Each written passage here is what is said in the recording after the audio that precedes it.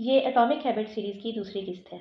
اس series میں آپ جانیں گے کہ کس طرح ایک شخص اپنی زندگی کے سب سے بڑے حادثے کے بعد دوبارہ اپنے مقصد میں کامیاب ہوا، اور کامیابی کے سفر کے دوران کیسے اس کی عادات، خصوصاً چھوٹی عادات نے اس کے بڑے اہداف پورے کیے۔ جیمس کلیئر کہتے ہیں، میرے والد نے میرے چھوٹے بہن بھائیوں کو اپنے خاندان اور دوستوں کے پاس چھوڑا، اور میری والدہ کے پاس سنسنیٹی کے ہسپتال بذریعہ گاڑی پہنچے۔ جب میری والدہ اور میں نے ہاسپٹل کی چھت پر لینڈ کیا تو 20 ڈاکٹروں اور نرسوں پر مشتمل ٹیم ہیلی پیڈ کی طرف دوڑی اور مجھے ٹراما یونٹ میں پہنچا دیا گیا۔ اس وقت تک میرے دماغ کی سوجن اس قدر بڑھ چکی تھی کہ مجھے کئی بار دورے پڑ چکے تھے۔ میری ٹوٹی ہوئی ہڈیوں کو جوڑنے کی ضرورت تھی، مگر میں اس وقت اس حالت میں نہ تھا کہ میری سرجری کی جاتی۔ ایک اور دورے کے بعد مجھے وینٹیلیٹر پر منتقل کر کے طبی کوما میں ڈال دیا گیا تھا۔ میرے ماں باپ اس ہسپتال میں اجنبی نہیں تھے۔ 10 سال پہلے وہ اسی عمارت میں پہلی منزل پر موجود تھے جب میری بہن کو 3 سال کی عمر میں لیوکیمیا ہوا تھا۔ میں اس وقت 5 سال کا تھا اور میرا چھوٹا بھائی صرف 6 ماہ کا تھا۔ 2.5 سال کی کیموتھراپی، اسپائنل ٹیپس اور بون میرو بایوپسیز کے بعد میری چھوٹی بہن بالکل صحیح سلامت ہسپتال سے گھر گئی تھی۔ وہ خوش تھی، صحت مند تھی اور کینسر سے آزاد تھی، اور اب 10 سال ایک معمول کے مطابق زندگی گزارنے کے بعد میرے والدین دوبارہ اسی جگہ ایک اور بچے کے ساتھ موجود تھے۔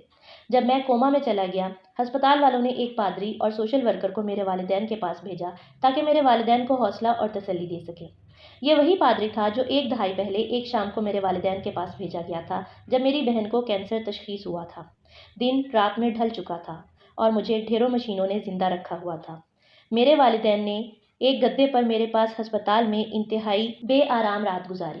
وہ ایک لمحے تھکان سے آنکھ بند کرتے اور اگلے ہی لمحے پریشانی کے عالم میں جاگ جاتے۔ میری والدہ نے مجھے بتایا، یہ ہماری زندگی کی سب سے بھیانک رات تھی۔ اگلے دن میری سانس کچھ حد تک بحال ہو گئی اور ڈاکٹروں کی تشویش قدرے کم ہو گئی، جس کے باعث مجھے کوما سے نکال لیا گیا۔ جب میں ہوش میں آیا تو میں نے دریافت کیا کہ میری سونگھنے کی صلاحیت ختم ہو چکی ہے۔ ایک ٹیسٹ کے طور پر ایک نرس نے مجھے سیب کے جوس کو سونگھنے اور ناک میں ہوا بھرنے کو کہا۔ میری سونگھنے کی حس واپس آ گئی تھی، لیکن اس وقت سب حیران رہ گئے تھے جب ناک میں ہوا بھرنے کے عمل کے دوران ناک کی ٹوٹی ہوئی ہڈیوں میں سے ہوا نکل کر آنکھوں کے ساکٹ میں داخل ہو گئی تھی اور میری بائیں آنکھ کو باہر دھکیل دیا تھا۔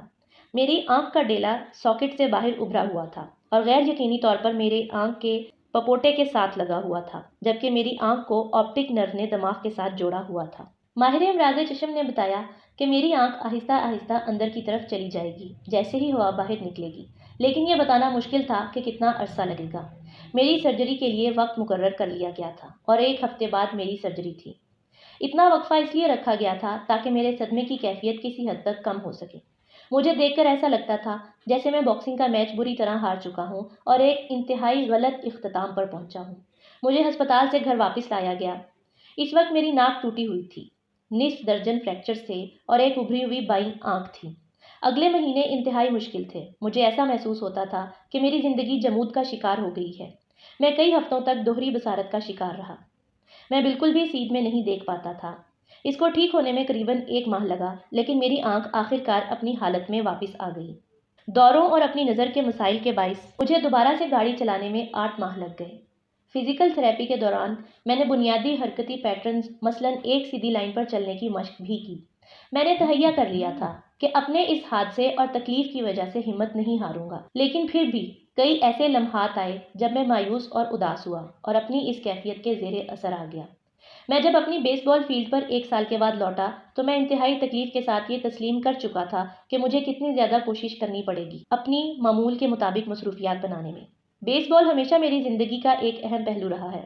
میرے والد نے سینٹ لوئس کارڈینلز کے لیے مائنر لیگ کھیلا تھا اور میں نے پیشہ ورانہ طور پر کھیلنے کا خواب دیکھا تھا۔ کئی مہینوں پر محیط صحت کی بحالی کے بعد میں نے صرف ایک ہی چیز کی سب سے زیادہ خواہش کی تھی، اور وہ تھا اپنی فیلڈ میں واپس لوٹنا۔